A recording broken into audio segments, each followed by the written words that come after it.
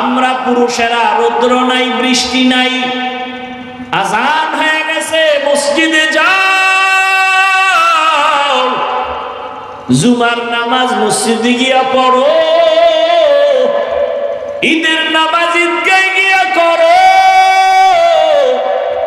আম্মা জানের কত সম্মান, মসজিদে গিয়া পুরুষেরা কষ্ট করিয়া যত সওয়াব পাবে, আম্মা জানেরা নবীজি বলেন ঘরের মধ্যে থাইকা নির্জন জায়গায় নামাজ পড়লে পুরুষের সমান সওয়াব আল্লাহ আম্মা জানদেরকে দান করবে।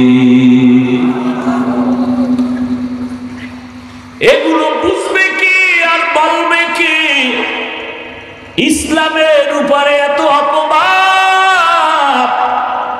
মূলত বেঈমান আর নাস্তিকেরা চায় ইসলাম যেন জমিনে কায়েম না হয়, কারণ আল্লাহর দ্বীন আর ইসলাম যদি কায়েম হয়ে যায় দুনিয়াটা জান্নাতের বাগান হয়ে যাবে, চোর আর ধোঁকাবাজেরা চুরি করার রাস্তা পাবে না।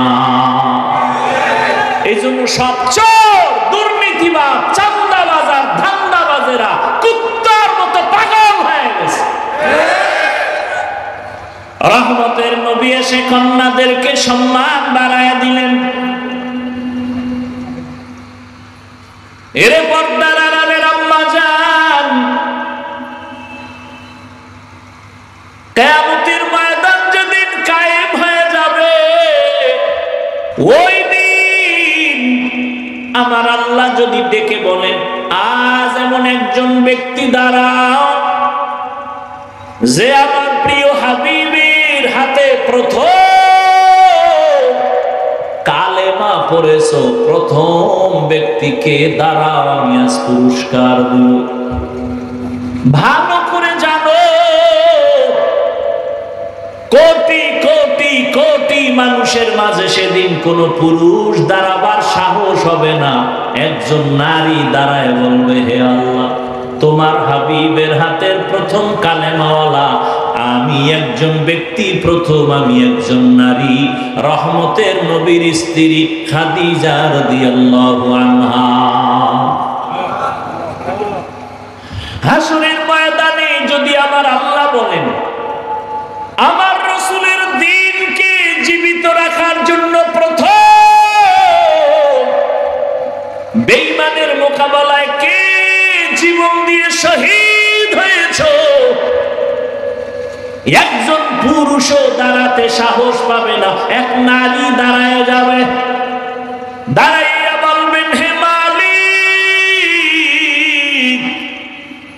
ইসলামের পতাকা উড্ডীন করার জন্য প্রথম রক্ত ঝরাইছি আমি একজন নারী সুমাইয়া রাদিয়াল্লাহু আনহা।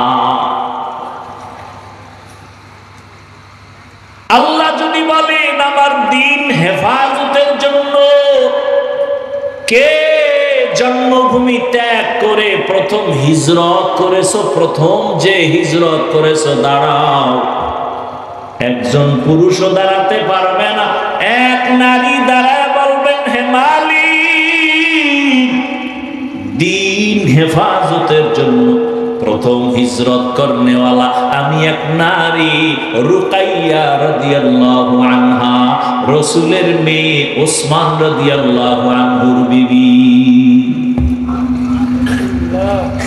ওরে জুতা দিয়া বাইরেন দরকার এই বেঈমান গুলোকে, নাস্তিক গুলোকে, লম্পট গুলোকে, যারা বলে ইসলাম নারীর অধিকার দেয়নি, ওদেরকে মৃত্যু পর্যন্ত জেলখানায় বেঁধে রাখা উচিত। ইসলাম ছাড়া নারীর সম্মান অধিকার পৃথিবীতে কেউ দেয়নি। হিন্দুদের ধর্ম, খ্রিস্ট ধর্ম, ইহুদি ধর্ম, সব ধর্মে নারীর উপরে জুলুম, নারীর উপরে জুলুম, নারীর উপরে জুলুম। একমাত্র নারীর সম্মান আর অধিকার রক্ষা করেছে ইসলাম। সময় থাকলে বলবো, আপনাদের ধৈর্য আর দোয়া থাকলে, ওয়ামা আরসালনাকা ইল্লা রাহমাতাল লিল আলামিন। হে রাসূল কারীম সাল্লাল্লাহু আলাইহি ওয়াসাল্লাম, আপনাকে দুনিয়াতে আমি পাঠাই নাই। হ্যাঁ, পাঠিয়েছি জগৎ সমূহের রহমত করে। ডাইরেক্ট বললেই তো হইতো, আপনাকে রহমত করে জমিনের মধ্যে পাঠাইলাম। প্রথমে বললেন আপনাকে পাঠাই নাই, এরপরে বললেন হ্যাঁ আপনাকে জমিনে আমি আল্লাহ প্রেরণ করেছি। ঘুরাইয়া বললেন কেন? সারা দুনিয়ার মানুষকে আল্লাহ বুঝাই দিলেন আমার নবী পুরাটাই রহমতের এক চাদর। ভালো করে বুঝে নাও, রহমত ছাড়া নবীর মধ্যে কোনো গজব নাই।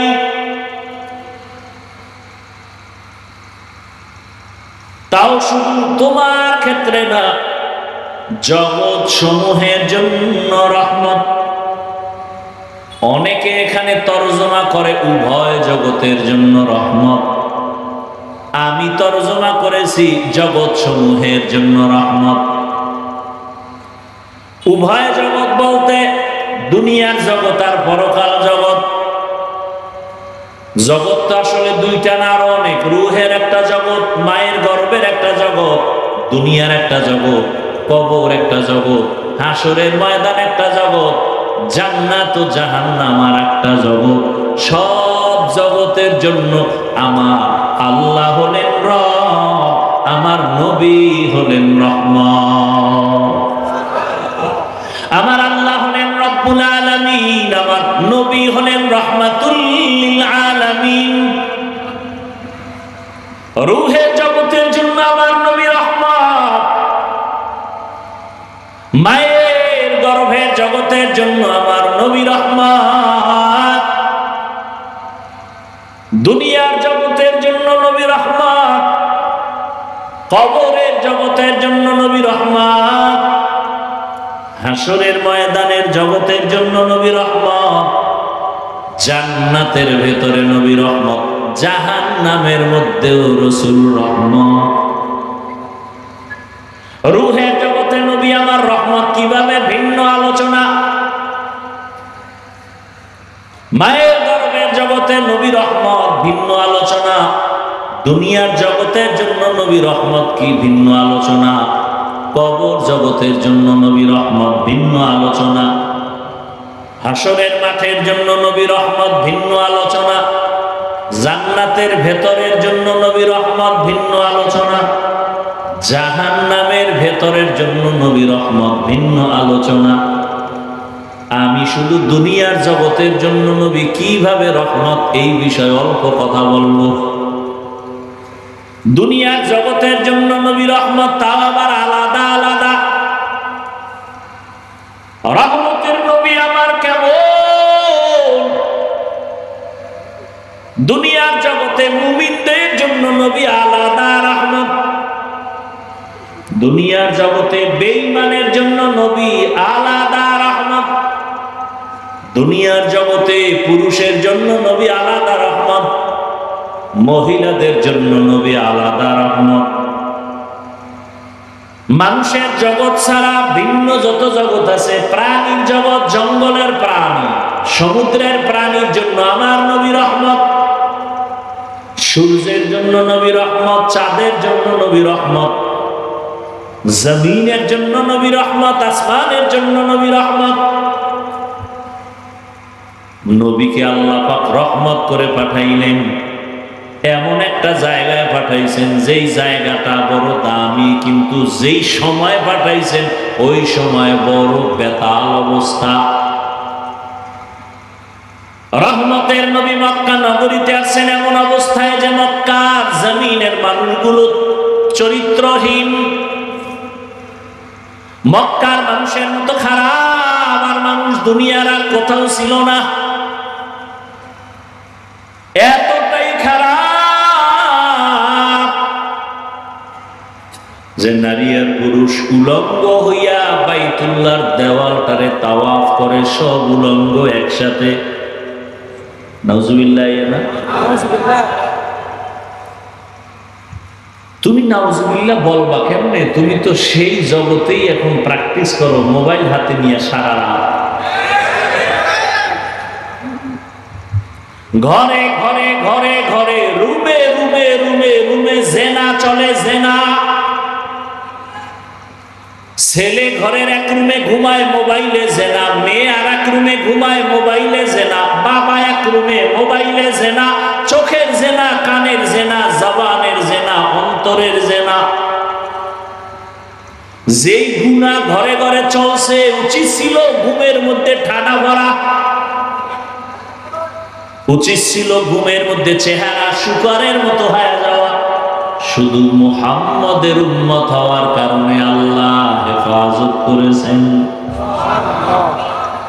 ইমামুল আউয়ালিন আল আখিরিন, বাহরে সাদকা রাহমাতাল লিল আলামিন, সাইয়্যিদুল কাউনাইন খাতমুল মুরসালিন, আখিরাত বুদে ফখরুল আউয়ালিন। মক্কার মানুষগুলো উলঙ্গ হইয়া, নারী আর পুরুষ একত্রে বাইতুল্লাহর দেওয়াল তাওয়াফ করে। কতটা খারাপ!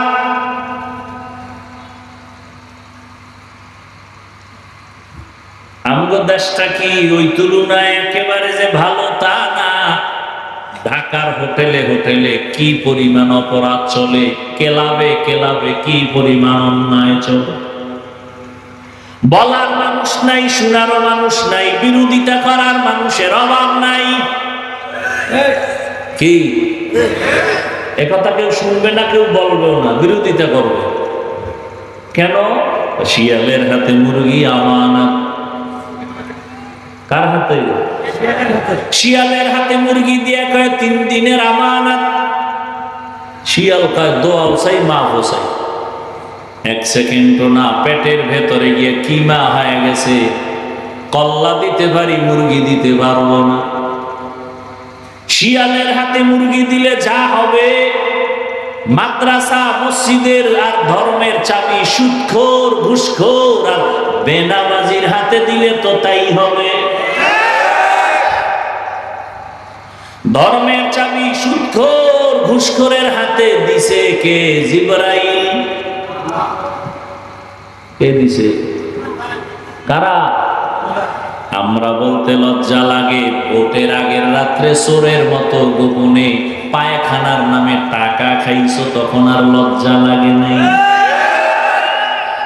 বাথরুমে গিয়া 10 গ্রাম পায়খানা খাইও,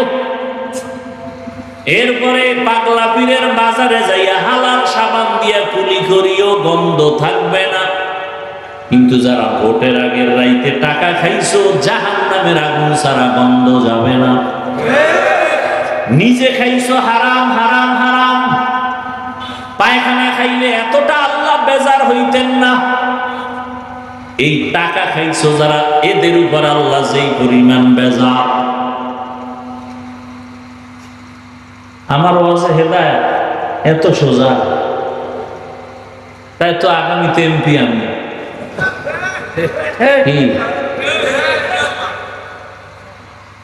ও কইয়েই যাইতে পারবা, কপালে নেই। এত সোজা না, এত সোজা না। তুমি না, আমি না, চিনি না, আমি কে তুমি কে। মাওলায় তো চেনে, আমি টুপিওয়ালা কোন ভেজাইল্লা হুজুর। মাওলায় ভেজাইল্লা হুজুরের হাতে ইসলামের ক্ষমতা দিবেন না। তুমি বেনামাজির হাতে তো প্রশ্নই উঠে না। খুব সাবধান, এত মজা মাইরো না। দিল্লি বহুত দূর হে, এত মজা লইও না।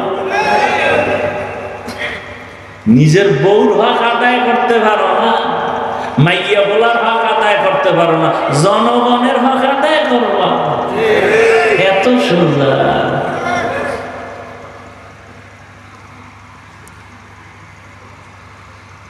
হায় হায় হায়,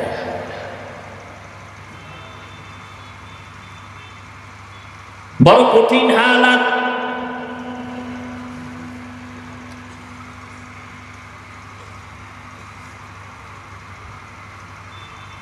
রহমতের নবী মক্কা নগরীতে আসলেন, শুধু একটা বললাম, কতটা চরিত্রহীন নারী আর পুরুষ উলঙ্গ হয়ে বাইতুল্লাহর দেওয়াল তাওয়াফ করে। অথচ বাইতুল্লাহ কত দামি, যে বাইতুল্লাহর সীমানার মধ্যে, বাইতুল্লাহ যারা দেখছেন, 4 দেয়ালের একটা ঘর এতটুকুই না, বহু চারদিকে এরিয়া দেওয়া আছে, অনেক দূরে দূরে দূরে দূরে সীমানা দেওয়া আছে। ওই পুরা সীমানার ভেতরে বসে কেউ যদি একবার বলে আল্লাহ, 1,00,000 বার আল্লাহ বলার সওয়াব। বাইতুল্লাহর এরিয়ার মধ্যে কেউ যদি বলে সুবহানাল্লাহ একবার, 1,00,000 বার সুবহানাল্লাহ বলার সওয়াব। এত বড় দামি ঘর বাইতুল্লাহ, যেই ঘরের দিকে শুধু তাকায় থাকবে সওয়াব সওয়াব সওয়াব, শুধু তাকায় রয়েছে সওয়াব। ইন্না আউওয়ালা বাইতিন উযিআ লিন-নাসি লাল্লাযী বিবাক্কাতা মুবারাকান ওয়া হুদা, মুবারাকান ওয়া হুদাল লিল আলামিন।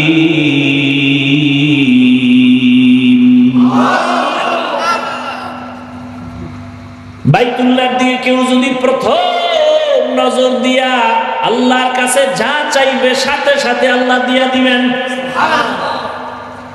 বাইতুল্লাহ গিয়া যদি কেউ প্রথম তাকানো মাত্রই আল্লাহর কাছে যা চাবে তাই পাবে। সেই বাইতুল্লাহর পাশের মানুষগুলো কত খারাপ, কোন পশু জবাই কইরা রক্ত লাগায় বাইতুল্লাহর দেওয়ালে, মনে করে কোরবানি কবুল। আল্লাহ আয়াত নাজিল করে বলেন, লাইয়ানালাল্লাহা লুহুমুহা ওয়ালা দিমাউহা ওয়ালাকিন ইয়ানালুহুত তাকওয়া মিনকুম। আর কত খারাপ মক্কার মানুষ, মেয়েদের পছন্দ করে না, মহিলারা মাসে অসুস্থ হয়ে গেলে বিছানা আলাদা করে দেয়, কন্যা সন্তান আসলেই মা বাবায় দরজা লাগায় দেয়, লজ্জায় বাজারে যায় না। কন্যা হওয়া মানে অভিশাপ। ও জাতি, ভালো করে শুনো, আম্মা জানেরা ভালো করে শুনেন, চান্দাবাজার ধান্দাবাজ চরিত্রহীন লম্পটের স্লোগানের পেছনে দৌড়াইয়েন না। যারা বলে ইসলাম নারীর সম্মান দেয় নাই, এরা চরিত্রহীন লম্পট। এরা নারীদের রাস্তায় নামাইয়া চায় জেনা করার সামগ্রী বানাবে। বাংলাদেশটারে জেনার আড্ডাখানা বানাতে চায়, পুরা দেশটাকে প্রস্কোয়াটার বানাতে চায়। এরা দেশের দুশ্মন, এরা নারীর দুশ্মন, এরা স্বাধীনতার দুশ্মন, এরা আল্লাহর দুশ্মন, এরা রসুলের দুশ্মন, এরা কোরআনের দুশ্মন, এরা ইসলামের দুশ্মন। ভালো করে শুনে, মক্কার মানুষগুলো কন্যা পছন্দ করে না, ছেলে হলে ঈদের আনন্দ করে, মেয়ে হলে দরজায় তালা লাগায় দেয়, বিধবা নারীদের সমাজের বাইরে ফেলে দেয়। নারী মানি অভিশাপ। রহমতের নবী সেই জমিনে আছেন, আসা মাত্র পরিবর্তন শুরু হয়ে গেল। কেমন নবী? বলে বিশ্ব নবী, শ্রেষ্ঠ নবী। বলে কেমন শ্রেষ্ঠ? তুই যেদিকেই আঙ্গুল দেখাবি সেদিকেই নবী শ্রেষ্ঠ। জ্ঞানের বেলায় নবী তুলনাহীন, দৈহিক গঠনের বেলায় নবী তুলনাহীন। নবীজির চেহারা এত সুন্দর, একটা নজর দিবে একবার, মোহব্বতের নজর দিলেই জাহান্নামের আগুন হারাম।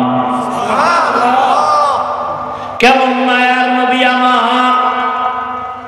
কেউ যদি ভক্তি ভরে একটা নজর দেয়, 7 দিনের ক্ষুধা পেটে থাকে না। কেমন রহমতের নবী! যেই রহমতের নবী রাস্তা দিয়া চলে, দুপাশের গাছ মতো হইয়া নবীজিরে সালাম দেয়। কেমন মায়ার নবী আমার! যে নবী রাস্তা দিয়া চলতেছেন, মেঘের খণ্ড ছায়া দেয়, ছাতি লাগে না, নবীর শরীরে সূর্যের গরম লাগে যেন কষ্ট না হয়, মেঘের খণ্ড ছায়া দেয়। নবীজির শরীর মোবারকে মশা মাছি পড়ে না হারাম। নবী যেখানে কদম দেয় ওখান থেকে দীর্ঘ বছর শুধু মিশকের ঘেরান। আম্মা জান আয়েশা রাদিয়াল্লাহু আনহা বলেন, নবীজির ঘাম বোতলে ভরে রাখতাম আর আমরা আতর হিসাবে ব্যবহার করতাম। কেমন নবীর যুবক, চিনলি না সেই নবী আমার, যিনি তার হায়াতে কোনদিন একটা মিথ্যা কথা বলেন নাই, কোনদিন একটা গালিও নবীজি কাউকে দেন নাই। হাজারো গালি মানুষ দিছে, নবী একটা গালির জবাবও দেন নাই। কেমন ধৈর্য ধারণ করনেওয়ালা নবী। জীবনে নবীজি চোখ দুইটা গরম করে কারো দিকে তাকান নাই, গরম চোখে তাকান নাই। সেই নবীর উম্মত আমরা। কেমন মায়ার নবী আমার।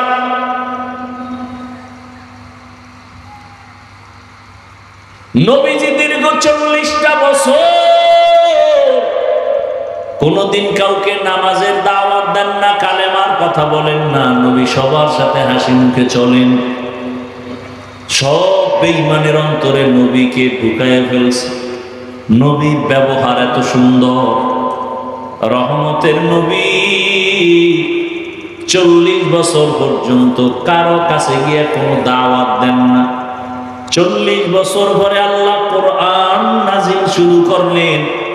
নবী এবার দাওয়াত শুরু করলেন। নবীজি কত সুন্দর, নবীজির শরীরের শক্তি কত বেশি। সারা দুনিয়ার মানুষ একদিকে, রহমতের নবী ভিন্ন। সারা দুনিয়ার মানুষের মেধা এক জায়গায়, রহমতের নবীর মেধা এক জায়গায়। সারা দুনিয়ার মানুষের সব যৌবন এক জায়গায়, রহমতের নবীর যৌবন ভিন্ন জায়গায়। এই নবীর যৌবন কত বেশি, শারীরিক শক্তি কত বেশি। আবার সেই বয়সটা মাঝামাঝি, যখন 25 বছরের যুবক নবী, কত পরিমাণ তখন নবীর শক্তি। কয় বছর? 25 বছর। সেই সময় নবীজির কত শত কুমারী নারীর প্রয়োজন, কিন্তু না, আল্লাহর বিধান ফয়সালা আলাদা। ঠিক ওই সময় রহমতের নবী বিবাহের বন্ধনে আসলেন। একজন বিধবা নারী, 2 স্বামী বিদায় করার পরের স্বামী নবী, তাও আবার সমবয়সী না। নবীর বয়স 25, নবীর বিবাহের বন্ধনে আসছেন, তার বয়স 40।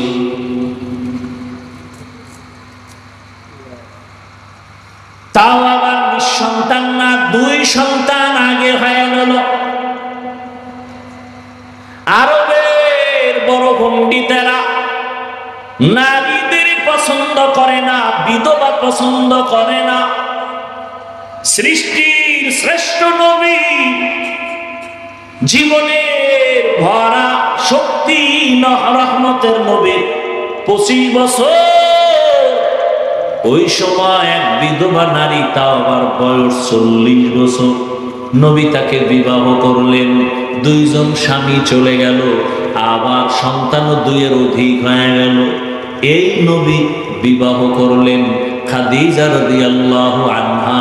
সারা দুনিয়ার বেঈমান আর নাস্তিক আর চরিত্রহীন লম্পটের গোষ্ঠীকে জানায় গেল, এই চরিত্রহীন দুনিয়াদারেরা, নারী লোভীরা, চরিত্রহীন লম্পটেরা, শুনেরা, রহমতের নবী ইতিহাস করে গেলেন, ইসলাম ছাড়া নারীর অধিকার আর সম্মান কেউ দিতে পারে না।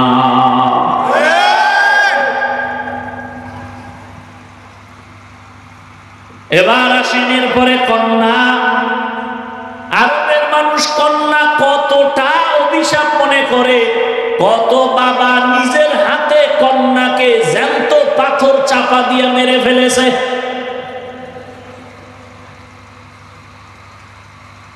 কতটা খারাপ ছিল মানুষ। এখনো আমার সোনার বাংলায় কিছু কুলাঙ্গারের বাচ্চা আছে, কন্যা সন্তান পছন্দ করে না। নাই এরকম কুলাঙ্গার? ছেলে হলে খুশি হয়, কন্যা হলে কষ্ট পায়। অথচ রহমতের নবী তুলনাহীন আমার নবী, রহমতের নবীর এই মা খাদিজার গর্ভ থেকে 4টা কন্যা সন্তান আল্লাহ দান করলেন। কয়টা? 4 কন্যা। নবীর জীবনে কোনো ছেলে জিন্দা নাই। কাফের মুশরিকরা ঘুরে ঘুরে কয় মুহাম্মদের জীবন শেষ। কয় কেন?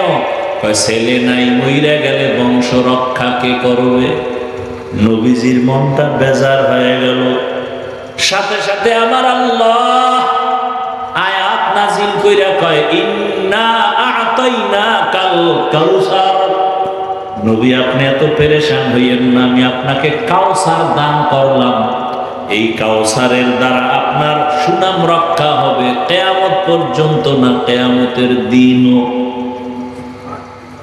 কাউসারের দ্বারা আপনার সুনাম রক্ষা হবে। রহমতের নবী বলেন আমি এত বড় শক্তিওয়ালা ক্ষমতাওয়ালা, অথচ আমার একটা ছেলেও নাই, আমি 4 কন্যার বাবা। বিশ্ব নবী তুলনাহীন, ওই রহমতের নবীর কোন ছেলে নাই। কয় কন্যা? 4 কন্যার বাবা। নবী বললেন আরবের বেঈমানেরা কন্যা পছন্দ করে না, আর আমার মাওলা বিধান দিয়া গেলে কন্যাই আমার জীবনের আসল। আমি মুহাম্মদের 4 কন্যা। শুধু তাই না, শুনে নাও জাতি ভালো করে, যারা একটা কন্যার বাবা হইবা তুমি একটা জান্নাতের মালিক। যেই মা বাবা 2টা কন্যা পেয়েছো, 2টা জান্নাতের মালিক। যেই মা বাবা 3 কন্যা পাইছো, 3টা জান্নাতের মালিক হয়ে গেছো। রহমতের নবী কন্যাদের লালন পালনের নিয়ম শিখায়া গেলেন। আজও পর্যন্ত নবীর বংশ যে বেঁচে আছে তাও কন্যাদের দ্বারা, ছেলেদের দ্বারা না। অতএব এখানেও বুঝায় গেলেন ইসলাম ছাড়া নারীর অধিকার দেয় না। আরবের মানুষ কন্যা পছন্দ করে না, আমার নবীকে আল্লাহ কন্যা দিয়া রাখলেন, ছেলে দিলেন না। জবাই করা বন্ধ করায় দিলেন, সমাজে নারীদের দাম বাড়ায় দিলেন, নারীর মর্যাদা বেড়ে গেল। কেমন? পুরুষ বিনা হিসাবে যদি জান্নাতে যেতে চাও, শাহাদাতের ময়দানে কাফেরের বিরুদ্ধে যুদ্ধ করে গলা ছেড়ে দাও, কেটে দাও। মহিলারা তোমার কষ্ট করা লাগবে না। তুমি যদি বাচ্চা গর্ভে নাও মা, তোমার বাচ্চা গর্ভে নিয়া তুমি 1 রাত্র ঘুমাইতে পারো না, এই বাচ্চা তোমার পেটে গিয়া কষ্ট দেয়। কত মা বাচ্চা পেটে নিয়ে ঘুমাইতে পারে না, কান্না করে রাত কাটায়। রহমতের নবী কয় ওই মহিলা কদরের রাতের ইবাদতের সওয়াব আল্লাহ দিয়ে দিবে। আতিনা ফি দারে দুনিয়া না হাসান, আতিনা ফি দারে উকবা না হাসান। আম্মাজান বাচ্চা গর্ভে ধারণ করলেন, দিনের বেলা কষ্ট করে খানা খাইতে গিয়েও খেতে পারে না, পেটের মধ্যে বাচ্চা লাথি মেরেছে, মা কান্না করেছে। রহমতের নবী বলেন তোমার ওই দিনগুলো রোজার সমান সওয়াব আল্লাহ দিয়ে দিবেন। বাচ্চা প্রসবকালে আম্মাজানের কত কষ্ট,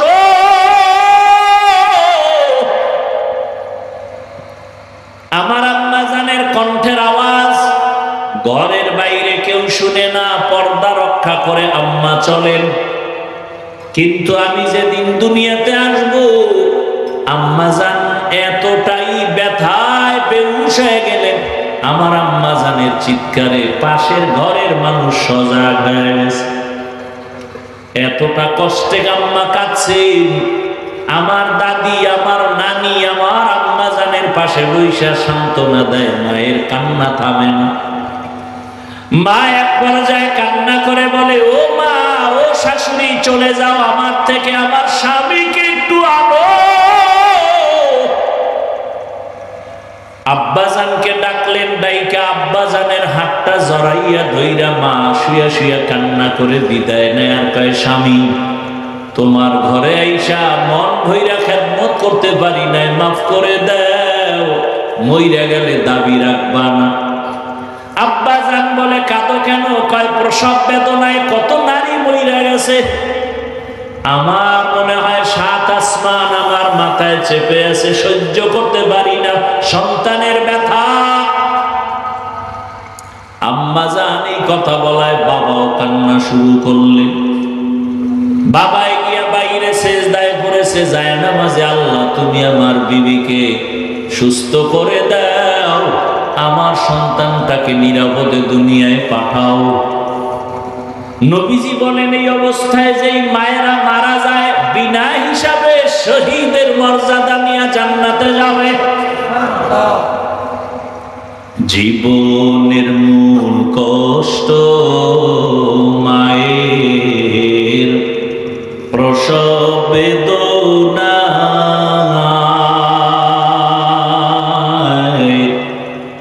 সাত আসমান সাত জমিন তখন মায়েরই মাথায়। জীবনের মূল কষ্ট মায়ের প্রসব বেদনা, সাত আসমান সাত জমিন তখন মায়েরই মাথায়। আমার সুন্দর মুখ দেখে মায়ের, আমার সুন্দর মুখ দেখে মায়ের ব্যথা যায় দেয় হাসাইয়া।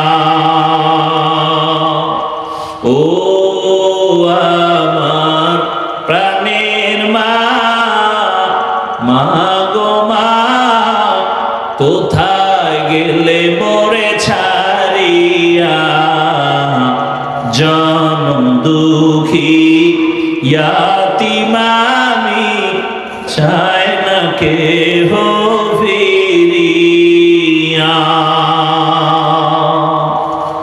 আমি যখন ছিলাম আমার মায়েরই উদরে,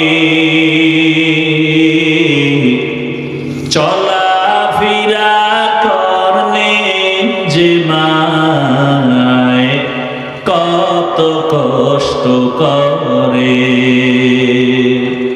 আমি যখন ছিলাম আমার মায়েরই উদরে, চলাফেরা করলেন যে মায় কত কষ্ট করে। এমন মাকে কেমনে আজি, এমন মাকে কেমনে আজি, যাব আমি ভুলিয়া। ও আমার প্রাণের মা গো মা, কোথায় গেলে মোরে ছাড়িয়া, জনম দুঃখী ইয়াতীম আমি, চাই না কেহ ফিরিয়া। এরে আম্মা জানেরা, প্রসব বেদনায় যদি মায়ের ইন্তেকাল হয়ে যায়, আল্লাহ তাকে শাহাদাতের মর্যাদা দান করবেন। আমরা পুরুষেরা রৌদ্র নাই, বৃষ্টি নাই, আযান হয়ে গেছে, মসজিদে যাও, জুমার নামাজ মসজিদে গিয়া পড়ো, ঈদের নামাজি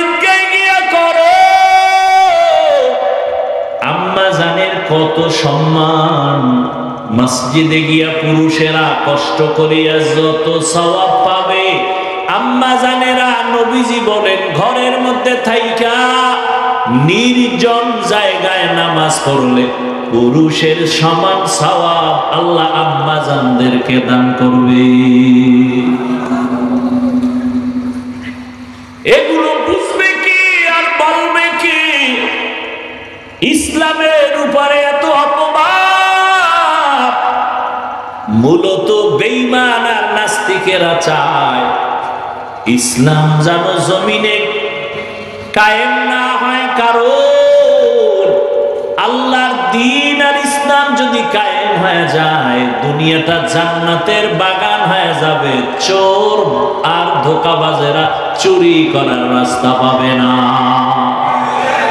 এই জন্য সব চোর, দুর্নীতিবাজ, চাঁদাবাজ আর ধান্দাবাজেরা কুত্তার মতো পাগল হয়ে গেছে। ওরা ইসলাম চায় না।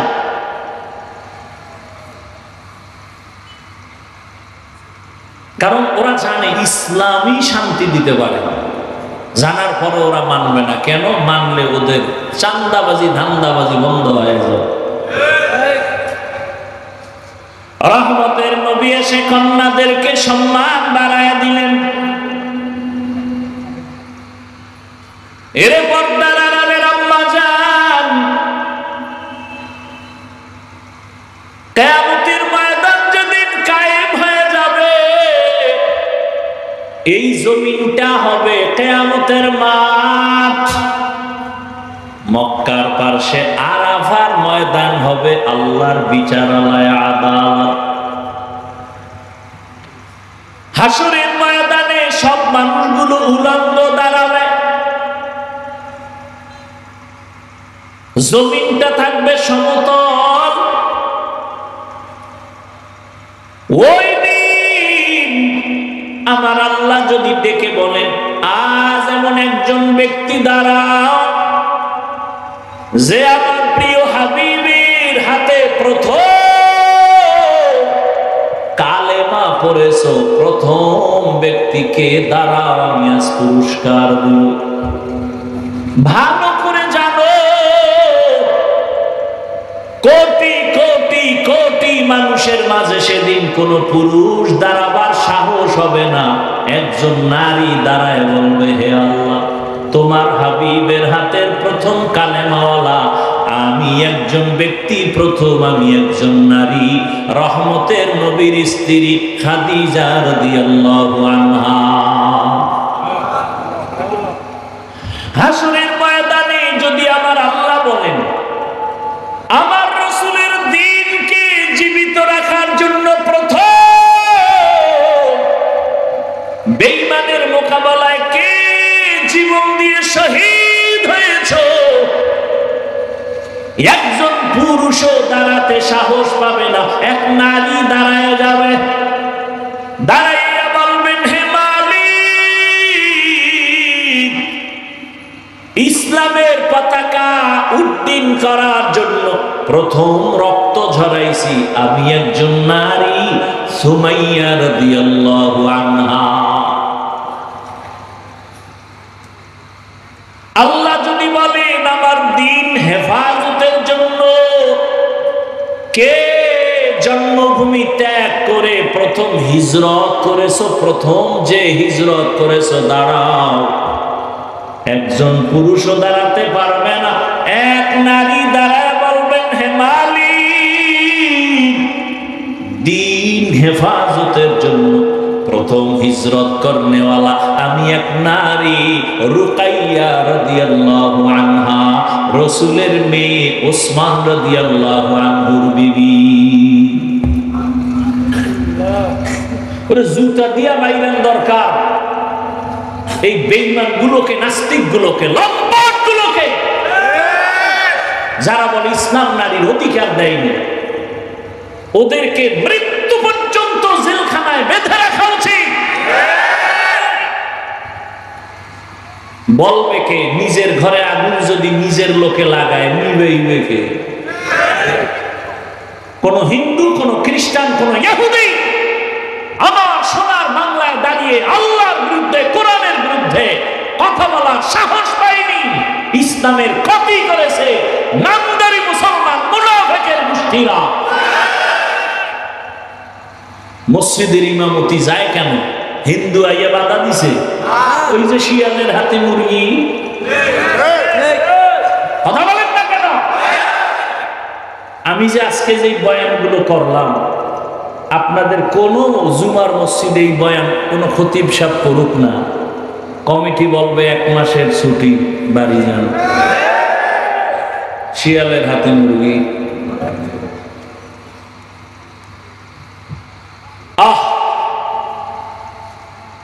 ফিলিস্তিনের মুসলমানের করুণ পরিণতি অপেক্ষায় থাকো জাতি। তুমি যে ভালো, কিসের ভালো? যে আকাম করো, সুদ ছাড়া ব্যবসা চলে না, লোন না উঠাইলে দোকান চলে না। হ্যাঁ, 24 ঘন্টার সেকেন্ডে সেকেন্ডে সেকেন্ডে অল টাইম গর্ভধারিণী মায়ের সাথে জেনা জেনা জেনা জেনা। কত বড় কুলাঙ্গা!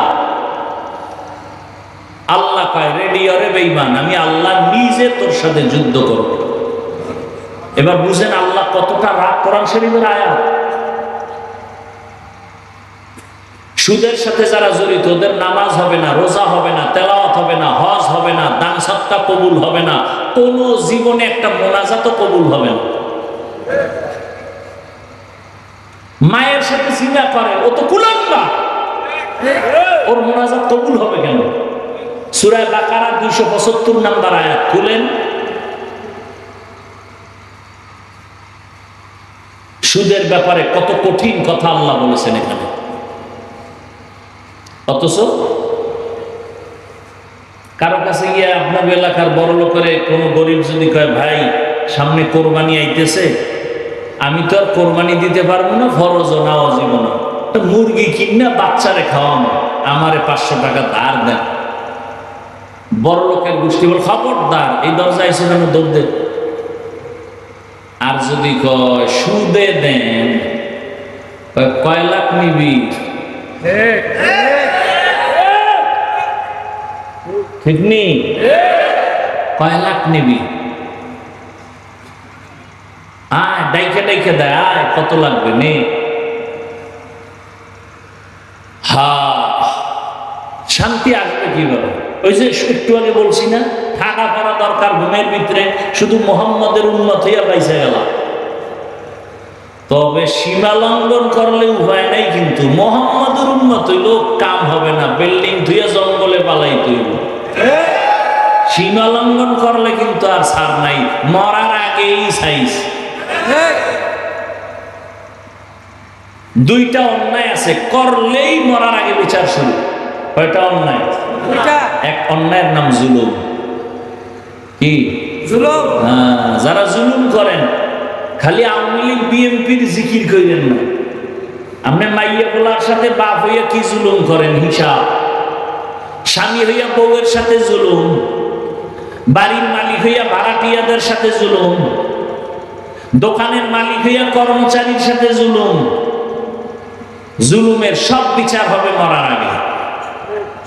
রাসূলের হাদিস শুনে নাও, হাদিস قال رسول الله صلى الله عليه واله وسلم اثنان يعجلهما الله في الدنيا البغي وعقوق الوالدين। জুলুম করবে যারা, মা বাবার সাথে বেয়াদবি যারা করবে, তাদের শাস্তি হবে মরার আগে। ও আমার কলিজার যুবক, এতক্ষণ মা বোন দিয়া বয়ান করলাম, এখন যুবকদের 2-4 মিনিট কিছু না বললেই না। ও আমার যুবক বাবারা, রহমতের নবী বলেছে, বিপদকালে যুবকেরা আমার উপকার করেছে, বুড়ারা বিরোধিতা করেছে। তুমি যুবক নবীর কি উপকার করছো কত? মোটামুটি কম না, সারা রাত মোবাইল দিয়ে তো কম উপকার করি না। এরে আল্লাহর বান্দারা, রহমতের নবী বলেছেন, যুবক করেছে যৌবনকালের ইবাদত আল্লাহর কাছে বড় দামি। এই যে এতক্ষণ আমি বয়ান শুনাইছি, একবারও কিন্তু বলি নাই আমার মতো হুজুর হও, আমার মতো স্কুল বাদ দিয়া মাদ্রাসায় যাও। বরং আমি বলি সব জায়গায় হুজুর হইও না, হইও না, হইও না। যে হুজুর হইছে এটি শেষ করা যায় না। হুজুর এত বেশি হয়ে গেছে, আর হুজুর লাগবে না। আমার দেশে হুজুরের অভাব নাই। আমার দেশে এখন অভাব হলো আদর্শ ডাক্তার নাই, আদর্শবান ইঞ্জিনিয়ার নাই, আদর্শবান প্রফেসর নাই, আদর্শবান ডিসি, আদর্শবান এসপি, আদর্শবান ওসি দরকার। আমার দেশের ওসি ডিসি এসপি যদি আদর্শবান হইতো, বয়ান চলতো, কোনো অনুমতি নেওয়ার প্রয়োজন হতো না। বয়ান চলতো ময়দানে, কোনো বেয়াদব আলেমের সাথে বেয়াদবি করার সাহস পেত না।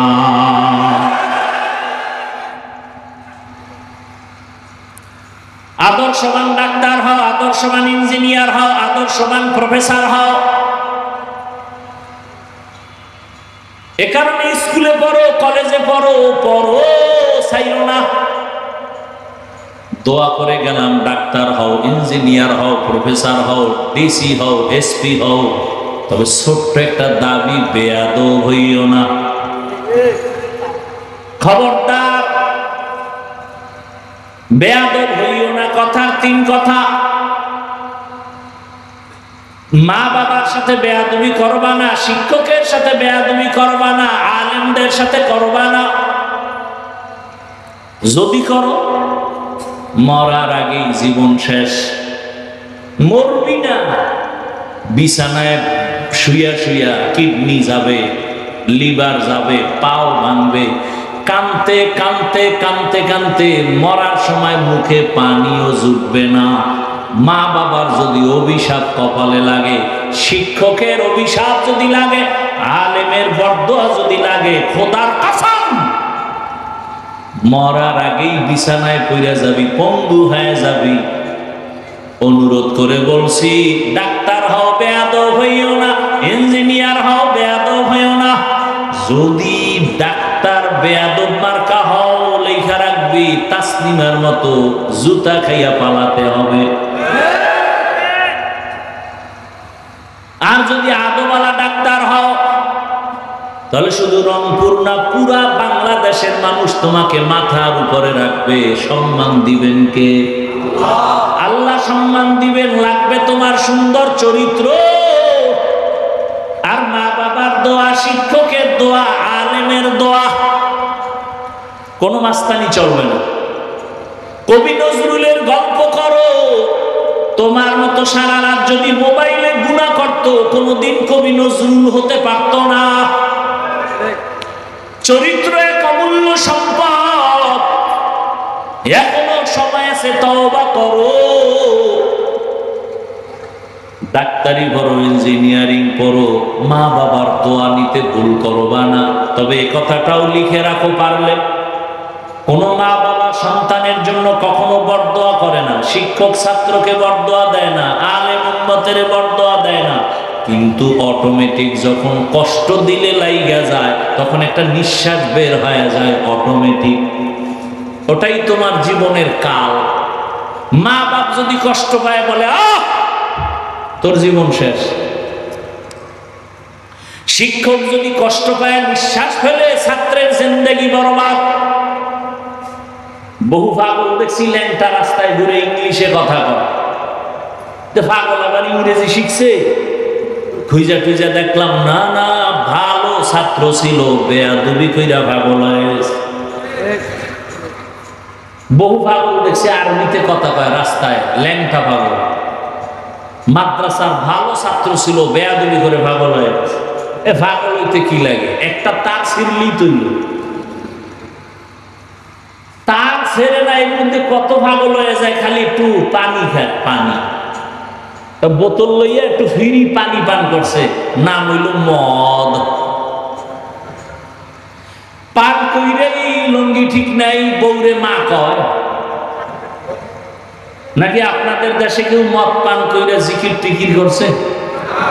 হ্যাঁ, তাহলে শুধু একটু পানি পান করলেই যদি পাগল হয়ে যায়। আর মাওলায় যদি খালি একটা তার আউলায় দেয়, ওর জীবন শেষ।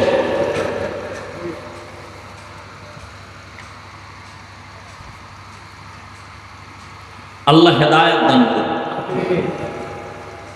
এরপরও মানুষের একটা শখ থাকে, শখ।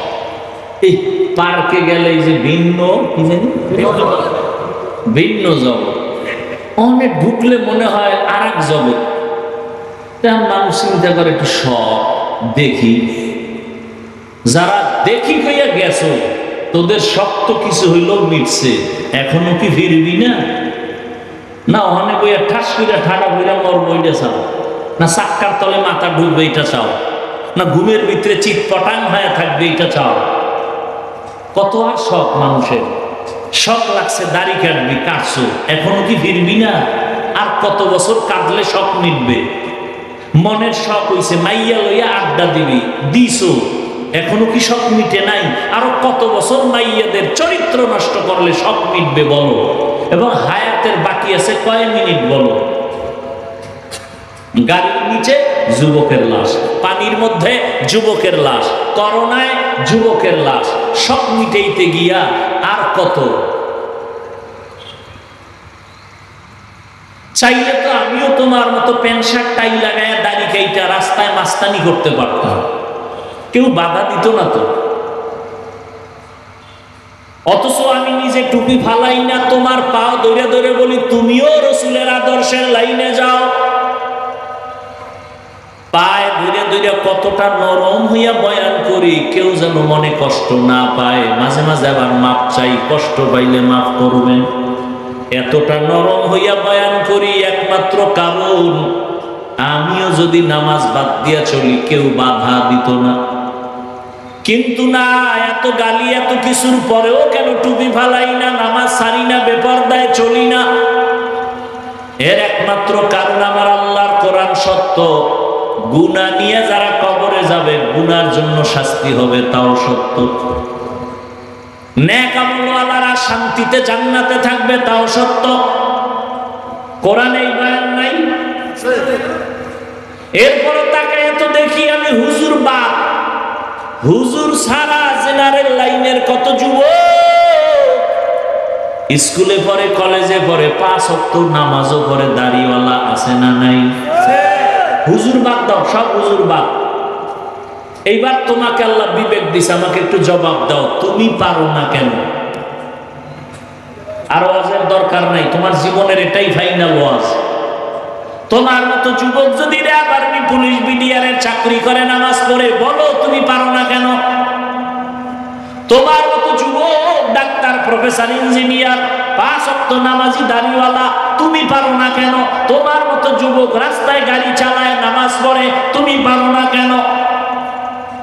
তোমার মতো যুবক নদীর মধ্যে মাছ ধরে, নৌকায় বৈশা নামাজ আদায় করে, বলো বাবা তুমি পারো না কেন?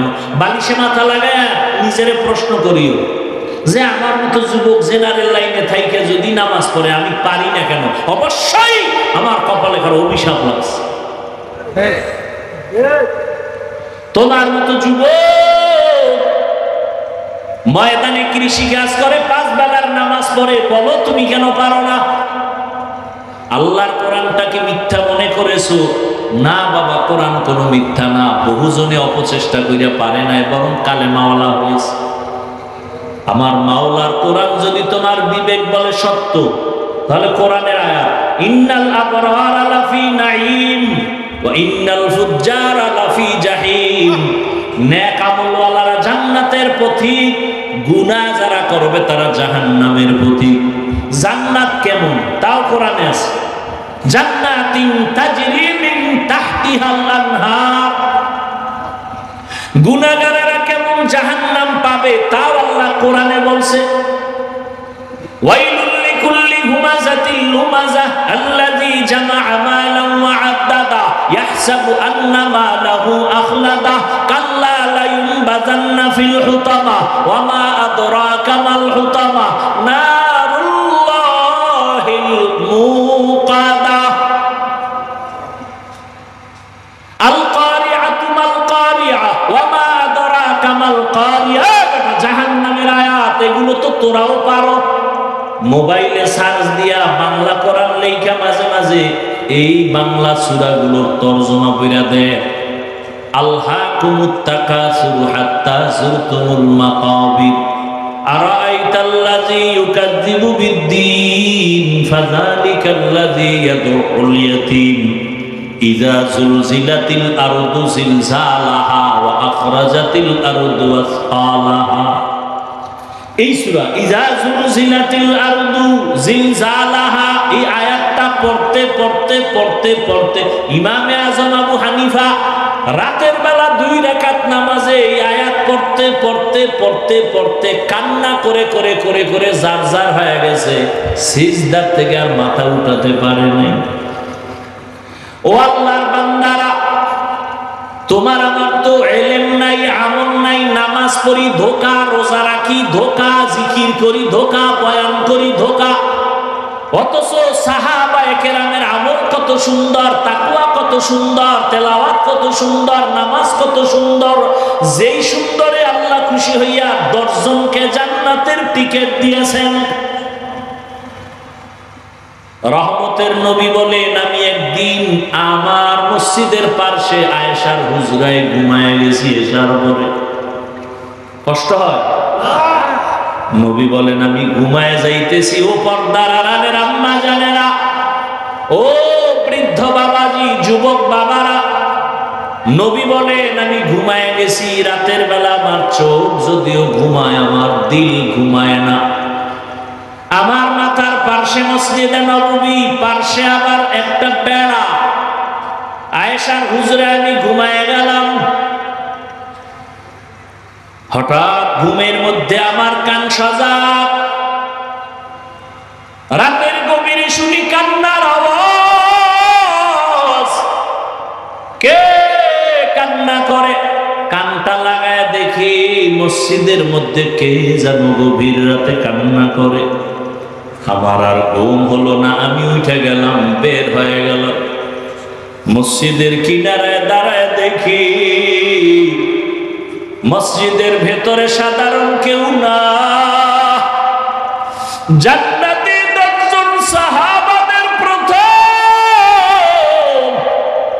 আমার কলিজার আবু বকর নামাজে দাঁড়ায় দাঁড়ায় কাঁদেন। যে আবু বকরের কান্নার কারণে আমার ঘুম ভেঙে গেল। নামাজ শেষে আবু বকর পিছনে তাকায় দেখে রহমতের নবী দাঁড়ানো। সালাম দিলেন, আমি বললাম আবু বকর, নামাজে দাঁড়ায় আপনি কাঁদছেন কেন? আবু বকর কান্না করে বলে, নবী,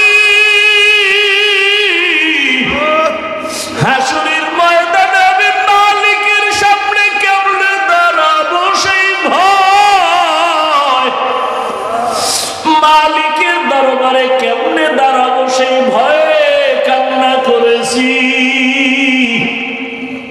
নবী বলেন, আবু বকর, আল্লাহ তো 10 জনকে টিকিট দিছেন, আপনি তো প্রথম জান্নাতি, কেন আপনার ভয়? আবু বকর কাঁদেন আর বলেন, ইয়া রাসূলুল্লাহ, আপনি তো কান্না করেছেন আর বয়ান করেছেন কিয়ামতের ভয়াবহতা। কিয়ামতের ভয়াবহতা কত কঠিন। হাসরের ময়দানে সব নারী পুরুষ উলঙ্গ দাঁড়াবে, সূর্যটা মাথার নিচে আসবে, সূর্যের গরমে জমিনটা পুড়িয়া তামা হয়ে যাবে। অন্যদিকে জাহান্নামের চিৎকার, জাহান্নাম চিল্লায়া বলবে, ও আল্লাহ, বেনামাজি গুলো কই, বেপরদাওয়ালা গুনাহগার গুলো কই, আমার পেটে দাও, আমার পেটে ক্ষুধা। নবীও কাঁদে, আবু বকরও কাঁদে।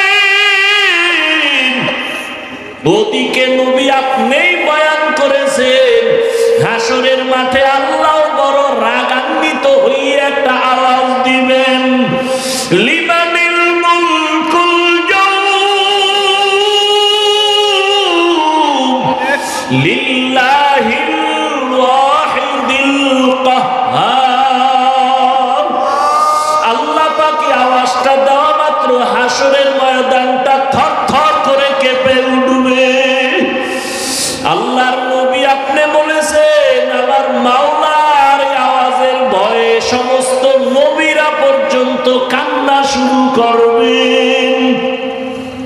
যে নবীদের কোনো গুনাহ নাই তারাও কান্নায় বিভোর হয়ে যাবে। আদম নবী নিজের জন্য কাঁদবেন, উম্মতের কথা ভুলে যাবেন।